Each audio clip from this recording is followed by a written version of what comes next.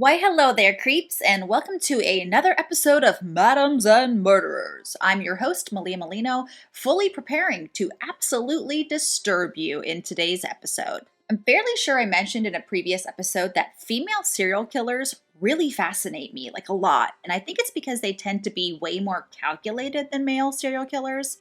One of the most common statements in reference to female killers is they kill by fire, water, and poison, which tends to be pretty true. They also tend to kill their lovers and their children, or like in today's tale, other people's children. Women are complicated emotional beings who feel a lot of things, and sometimes those things are fucked up. So, on that cheery note, it's time to tell the tale of English baby killer Amelia Dyer. If you've been following me on socials for some time or are in my life personally, you know I'm a straight up Anglophile. I truly have always been obsessed with English history, and it stemmed from an obsession of medieval torture and Jack the Ripper, and pretty much all things Victorian, so Amelia Dyer just fits the bill like OJ's glove. Amelia Elizabeth Dyer was born in 1837 in the small village of Pyle Marsh just outside of Bristol, England, to Samuel and Sarah Hobley. Her father was a master shoemaker, and her mother was, at the time, well. She was one of 5 kids, although her 2 sisters would die, one at age 6 and another at just a few months old. It's possible the death of her sisters, as well as so many youngins at the time, might have led to an insensitivity to child deaths, but we can't be sure. In the late 1830s and 1840s, typhus, a bacterial disease that would often kill the infected without treatment and was transmitted by lice, was running rampant in Ireland. It then crossed on down into England, and thousands contracted it since lice was literally everywhere. Honestly, when you think of Victorian England, I think we all picture like these really posh velvet interiors and sexy ass opium dens, but it was honestly more just like an open sewer that most were living in. Just a straight up germaphobe's nightmare. This typhus epidemic led to a very culturally insensitive nickname of Irish fever, very similar to the derogatory attitudes towards the Chinese with COVID. Amelia's mum contracted the fever, and although she survived, she was left mentally changed. It is not common for people who have had typhus and survived to be left with mental fits. However, that was the case for Sarah. This meant that Amelia, who was described as bright, did well in school, loved poetry, now had to refocus most of her energy into taking care of her mother, and it doesn't sound like it was pretty. I also have a theory that her mother had a pre-existing mental condition that was worsened by the fever, and I say that because if she did, it's possible that condition was genetic. Therefore, possible it was passed down to Amelia and might provide some sort of explanation for the abhorrent behavior we all need to buckle up for. But since we can't blame it on any kind of mental disease, we're just going to have to assume Amelia is about to become the fucking worst for no other reason aside from the fact that she's the fucking worst. Time to slide down the ladder of tragedy, folks. Her mother died, and I quote, raving mad in 1848 when Amelia was just 12 years old. I'm not sure why, but she would move in with her aunt and uncle in Bristol and then later on would leave to apprentice for a corset maker. Her familial situation doesn't improve with the death of her father in 1859, and then the later estrangement she would have with both of her brothers who inherited her father's business.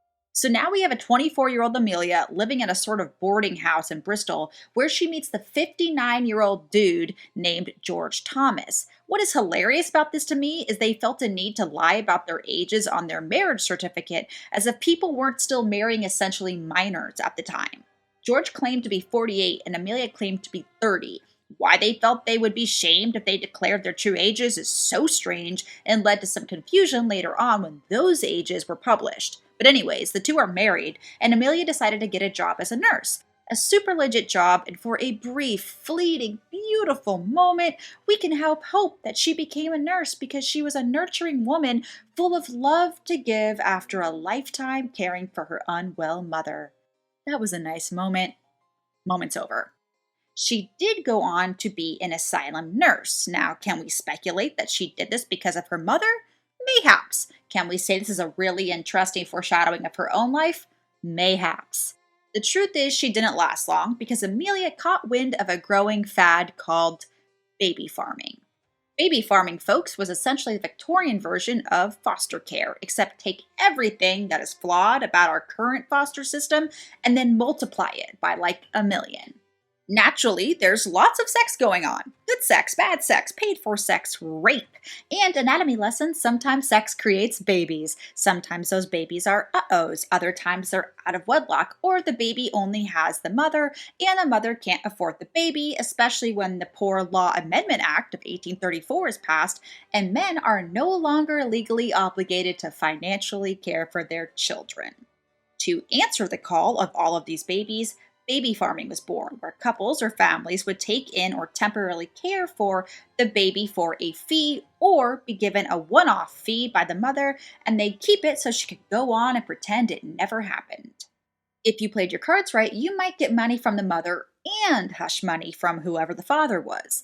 Upshot is, usually only one payment was received for the child, meaning after the one payment, the child was now a financial responsibility, or, as most in the baby farming business would see it, a burden. Are we feeling where this is headed? Yeah. Ellen Dane, a midwife who practiced baby farming, is the one who told Amelia about this line of profession right before she fled to America to escape the authorities because she, like so many before and like Amelia would go on to do, wasn't treating them babies so nice. This new path sounded extra sweet when Amelia became pregnant with her first child, Ellen Thomas, and had to leave nursing and was expedited when George died. Now Amelia is a widow with a child and no income. So she did something simple. She put an advertisement in the local paper that said a nice married couple without any children of their own was looking to adopt a healthy baby into a good country home for only £10. So begins Amelia's most notorious profession. In the beginning, she cared for the babies, sort of. I mean, as in, she didn't kill them right away. It was common to let the babies just kind of starve to death. I mean, you can't be bothered feeding a baby. And there was also this thing called Mother's Cure or Mother's Friend, which was basically just this opium laced syrup that women would give the babies to stop them from crying because, can't have them crying. And if you give them enough, they're never going to cry again. In 1872, Amelia remarries a brewer named William Dyer. The two have two more kids together, and in my honest opinion, there's no way he had no idea what was going on. The problem with killing babies, besides it making you the worst monster on the planet, is you need a doctor to declare their death or reason for death or essentially create the paperwork so if the mother ever returns for her child, you can present a receipt and be like, hey, so sorry, but your nugget didn't make it, try again later. Absolutely horrendous. Except the problem with this for Amelia was a doctor took notice of all these deaths and reported her to the authorities in 1879. Welcome to another segment in which the public does not want to believe a woman is capable of serial killing, and instead of charging her with manslaughter and execution, they sentenced her to 6 months of hard labor after being found guilty of neglect. These 6 months would take a toll on her, bringing her to her mental brink. When her time's up, she's not quite herself and she starts abusing opium products, specifically laudanum, which was a super spicy treat of the day and something she would have on hand because she went back to the baby farming, except this time she wasn't wasting time caring for the babies or calling a doctor to declare death. She instead was murdering the babies almost immediately upon receiving them and then taking it upon herself to dispose of them, usually in the river after being strangled and weighted down with a brick. I warned you guys, this is not a pretty tale. Anytime she felt she might get caught or the authorities were sniffing around, or hell, maybe a mom came back to get her kid, she'd have a fit and be temporarily sent to the asylum. Now, all that time spent caring for her mother and working as a nurse taught her how to both convincingly get yourself in an asylum and how to get out. She'd stay until she felt there was no more threat, and then she'd start showcasing the type of recovery behavior needed to secure release.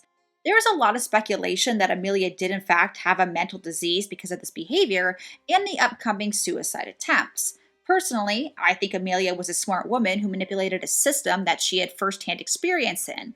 Also, she was definitely a drug addict, and the long-term effects of opium can be quite brutal. This, paired with moving from town to town, is what kept Amelia out of the hangman's noose. For now. During the next 10 years, Amelia would leave her husband, drink 2 bottles of laudanum in her most convincing suicide attempt, take work in a workhouse, and serve a stint in the Somerset and Bath Lunatic Asylum. It was after her discharge there that Amelia set on a somewhat new course with help. In the workhouse, she recruited an older woman named Jane Smith, and surprisingly got one of her daughters, Polly, and her now husband, to move to Berkshire with her. There they had an operation where Amelia would refer to Jane as mother and altogether presented this perfectly quaint family unit that women could safely surrender their children to. If there was ever a time to not judge a book by its cover, this is it, folks. The next bit gets a little graphic, so if you're not interested in hearing about detailed baby murder, maybe skip ahead a couple minutes. Not all women wanted to give up their babies, and some truly resulted to temporarily surrounding their child, believing they'd be cared for, hoping to come back for them one day. Such is the case of 25-year-old Cheltenham barmaid Evelina Marmon, who had given birth to an illegitimate daughter named Doris. She put her own ad in the paper looking for temporary care when she saw an ad from a Mrs. Harding that said a young married couple who adores children but had none of their own were looking to care for one and they weren't in it for the money. Evelina responded to the ad saying she wanted to pay a weekly care fee, but this Mrs. Harding responded that a one-off fee was the only option. Without other prospects, Evelina agreed, and Mrs. Harding, aka Amelia, shows up in Cheltenham for the baby. She is not young, or what Evelina expected, but without another choice, she surrenders her child, having already sent the £10 and a box of clothes. She travels with Amelia all the way to Gloucester, where they part. Evelina thinks that Amelia, or Mrs. Harding, is heading to Reading, but instead she travels to London, where she meets up with her 23-year-old daughter, Polly. It is there where they take white edging tape, the kind that you would use to hem a dress, and slowly wrapped it around Doris's neck, suffocating her to death. Since they're in London, they decide, hey, let's get another kid, and they pick up a 13-month-old boy named Harry Simmons.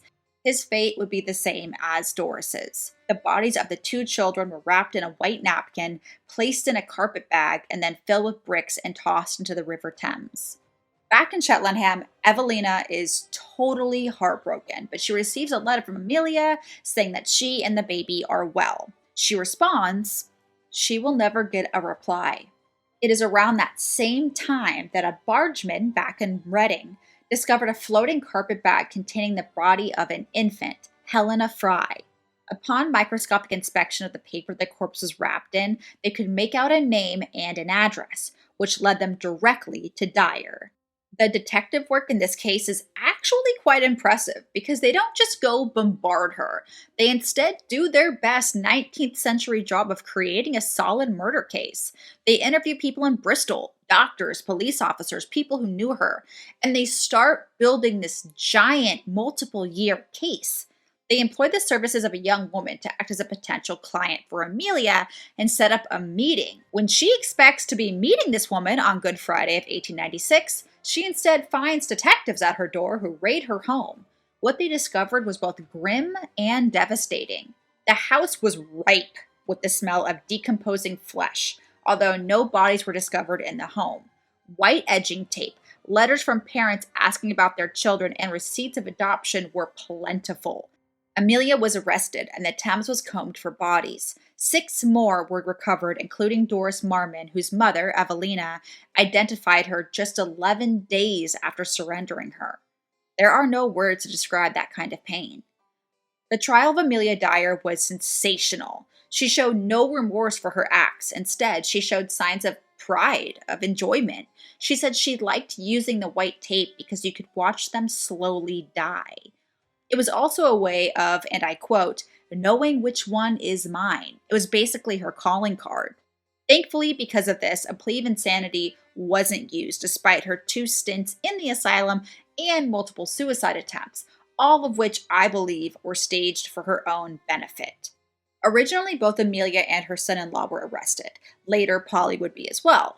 April 16, 1896, just a couple weeks after their arrest, Amelia released a statement from her jail cell. It's basically a very badly written statement saying, listen, There's nobody else involved. I know I'm going to have to answer for my sins, but my son-in-law and my daughter had nothing to do with these murders. Let them go. Let me pay for my own freaking sins. And this is effective. Her son-in-law is released. Do I think they were in on it? No fucking doubt in my mind. But in any case, her family and friends testified at her trial, and it was her daughter Mary's testimony that provided the nail in the coffin, so to speak.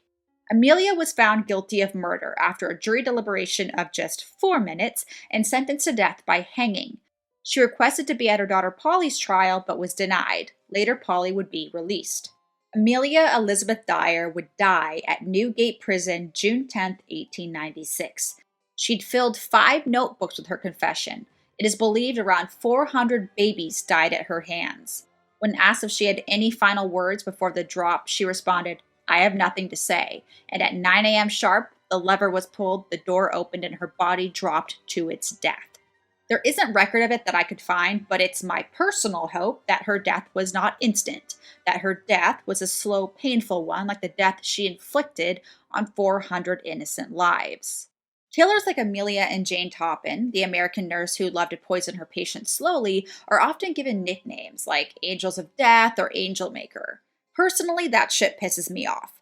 These women were serial killers, atrocious humans who planned and executed out the murders of helpless people and children for their own perverted and financial gain. The historical pattern of society being not comfortable or willing to accept women as heartless killers was and is a detrimental flaw in our system.